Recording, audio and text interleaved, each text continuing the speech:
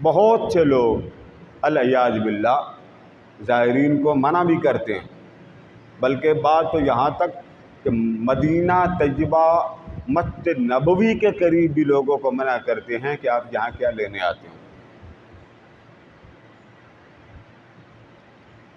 یہ چیز جب تک آپ کے علم میں نہیں ہوگی آپ اپنے آپ کو سنبھال نہیں سکے۔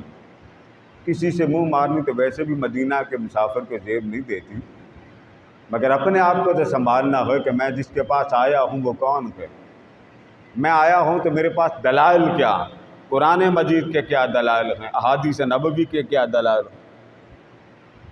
ایک ہمارے بہت بڑے عالم دین تھے، اور یہ اکثر ہوتا جو بھی مدینہ طیبہ جاتا اس کو بار بار فوکس کرتے، یہ بندہ حاضری بار بار دیتا، ہاتھ باندھنے پہ بھی اعتراض ہوتے، حضور کے روضے کے قریب آپ ہاتھ باندھ کے کھڑے ہو جائیں وہ آپ کو کھڑے نہیں ہونے دیں گے۔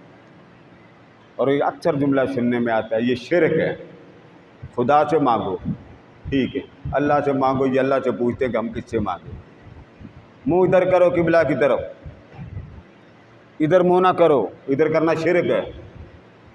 کہاں لکھا قرآن مجید میں کہ جب اللہ سے مانگو تو منہ قبلہ کی طرف کرو؟ اس نے تو فرمایا اینما تولوا فثم وجہ اللہ، جدھر منہ کرو ادھر میں ہی میں ہوں۔ بھائی اگر ادھر کرو تو ادھر نہیں، وہ تو ہمہ جہت ہے، وہ یہاں بھی ہے وہ وہاں بھی ہے۔ پھر اکثر آپ نے دیکھا ہوگا ویڈیوز میں بھی کہ اگر کوئی نہ کرے تو اس کو پکڑ کر موڑ دیتے۔ ادب یہی ہے کہ جو وہ کہیں مان لیں، کیونکہ حضور کے روضے پہ آپ کا نزاع کرنا، تنازع کرنا حضور کی بارگاہ کی بے ادبی۔ وہ باڈی گارڈ ہیں جو کہہ دیں مان، مگر یہاں ہم بیٹھ کے علمی گفتگو کر رہے ہیں کہ وہ کئی بار موڑ دیتے ہیں۔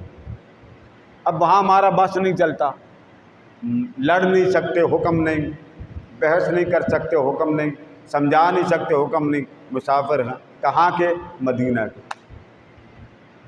تو مدینہ کے مسافر ہونے کی وجہ سے ہماری بس اتنی ہی حیثیت ہے کہ حضور سے جو کہنا ہے اپنے دل میں رکھ کر مصطفیٰ سے عرض کریں۔